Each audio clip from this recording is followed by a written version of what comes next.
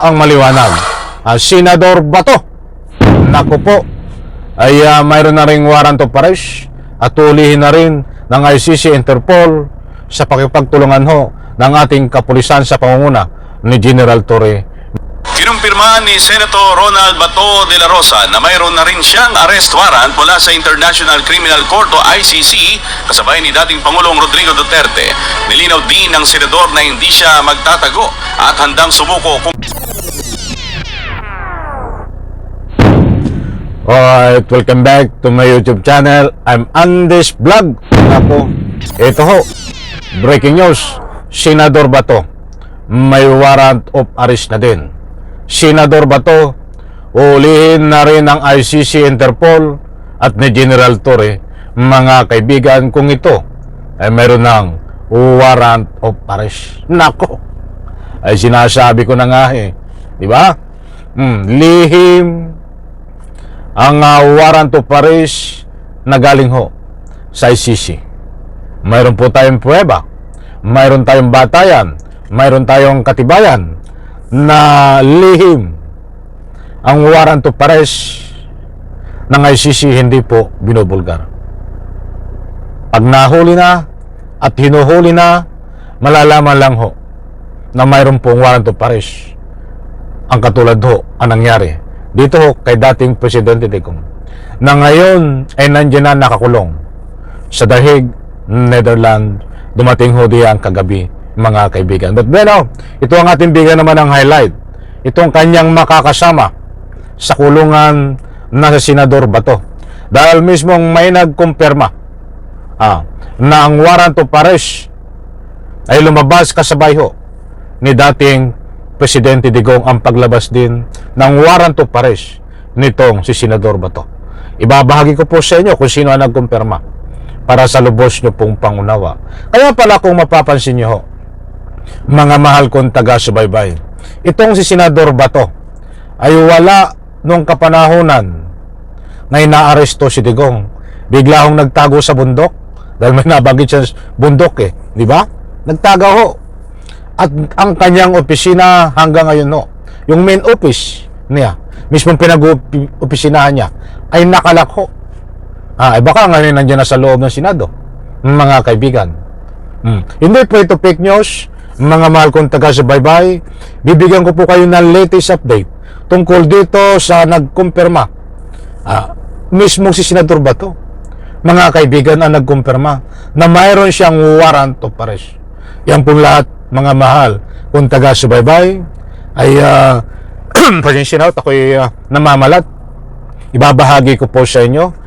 Wag po kayong alis, wag nyo pong kaligtaan panoorin ang vlog na ito patapusin, at nang sa ganon lubos po nating maunawaan. Eto na ang warrant of arrest ni Bato. Ibabahagi ko po sa inyo. Eto ho, shoutout po sa lahat. Kumusta po kayo? Nako, ay Kinumpirma ni Senator Ronald Bato de la Rosa na mayroon na rin siyang arrest warrant mula sa International Criminal Court o ICC kasabay ni dating Pangulong Rodrigo Duterte. Nilinaw din ng ay maliwanag po, mga kaibigan. Sino po ang nagkumpirma na mayroong warrant of arrest? Itong si Senador Bato. Mismo ang sarili niya. Ayon dito sa balita sa UNTV. Yan ang mainit-init pang balita. Shout out to UNTV. Paintulot ang paggamit ng inyong video clips. Suportahan din po natin yan. Na dito, kaya sabi ko nga sa inyo, mayroon po tayong batayan. Kung nasabi natin ngayon na mayroon ng warrant of arrest itong si Senador Bato, at uulihin na ng ICC Interpol, at uulihin na ni General Torre, yan ay naaayon dito sa binahagi ko po sa inyo sa visa ng warrant of arrest. Kasabay pala ito nung warrant of arrest ni Digong, mga kaibigan. Ulitin ko po para lubos po nating maunawaan. At baka sabihin naman yung fake news ito. Mayroon po tayong batayan dito sa mapagkakatiwalaan na malalaking stream media. Ito po. Kinumpirma ni Senator Kinumpirma ni Senator Ronald Bato de la Rosa na mayroon na rin siyang arrest warrant mula sa International Criminal Court o ICC kasabay ni dating Pangulong Rodrigo Duterte. Nilinaw din ng senador na hindi siya magtatago at handang sumuko kung ipapatupad na ang warrant laban sa kanya. Ayon kay De La Rosa, nakaramdam siya ng matinding pagtataksil matapos umanong makakunoon si Pangulong Marcos na hindi makikipagtulungan sa ICC. Nako, maliwanag po. Kay Senate Maliwanag mga kaibigan, pasensya na ho kung inulit ko dahil ang purpose ko ay para lubos nyo pong maunawaan dahil tapos sasabihin niya ngayon hindi siya nagtatago. Pata dito sa binahagi ko po sa inyo, sabi niya ay susuko siya. Aba ay may planong sumuko na. Mga kaibigan, naniniwala po ba kayo? Mga mahal kong taga-subaybay, dito sa sinasabi ni Bato na handa siyang sumuko sa kinaukulan Interpol, PNP, ICC. Dahil sabi niya ay mayroon po siyang warrant of arrest. In reaction, diyan po sa comment section, inaanyayahan ko po kayong magbigay ng public opinion. Dahil sabi niya ay susuko siya, handa siyang sumuko. Ito po, parinig ko po muli sa inyo yung pagsuko niya. President Pangulong Marcos na hindi makikipagtulungan sa ICC. Sa ngayon, balak niyang humingi ng tulong kay Senate President Cheese Escudero upang hindi muna siya isuko habang hinihintay ang desisyon ng Supreme Court. Nako, ay matindi ito mga kaibigan. Ha? Ay nagmamakawa. Hingi po ng tulong. Diyan sa ika nga po Supreme Court. Bagay karapatan niya yan. Ito pa. Ding pagtataksil matapos sumuko kung ipapatupad na ang warrant kasabay ni dating Pangulong Rodrigo Duterte. Nilinaw din ng senador na hindi siya magtatago at handang sumuko kung ipapatupad na ang warrant laban sa kanya.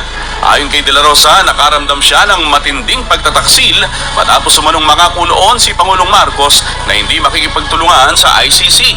Sa ngayon, balak niyang humingi ng tulong kay Senate President Cheese Escudero upang hindi muna siya isuko habang hinihintay ang desisyon ng Supreme Court. Ay kaya pala nakalak mga kaibigan itong kanyang Senado dahil nagtatago doon sa loob.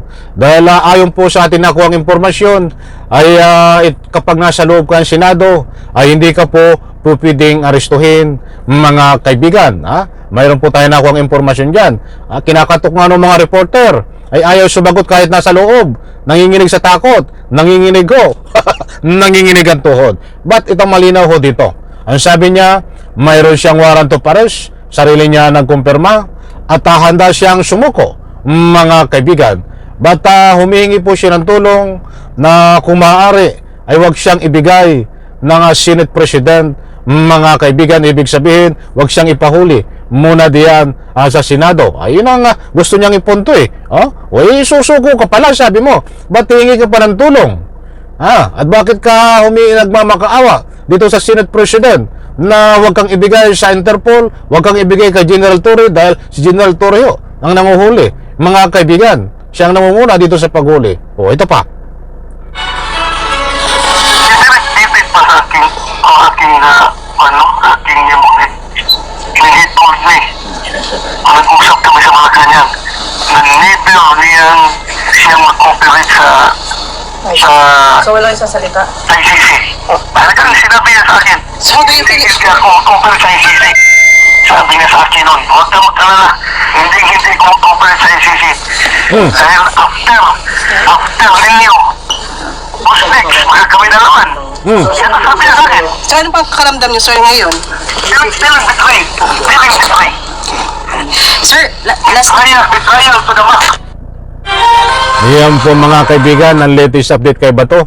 Hindi na po siya nagtatago, ba't nagtatago naman ho diyan sa kanyang opisina, at kahit nandoon sa kanyang opisina ay nakalakang pinto, kahit ang mga reporter kinakatok ho ay hindi makapasok mga kaibigan.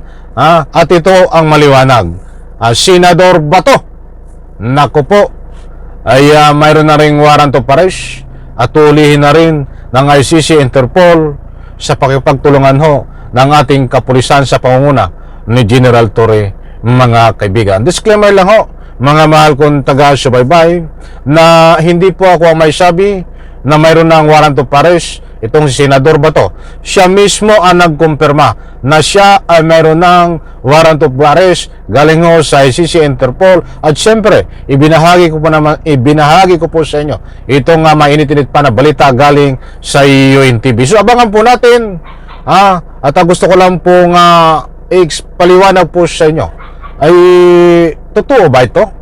Totoo ba na talagang mayroon ng warrant of arrest itong si Senador Bato? Dahil ayaw ko namang mabiktima ng anumang fake news. Tayo ho ay naghahatid lang sa inyo ng mga po latest update at mayroon po tayong batayan.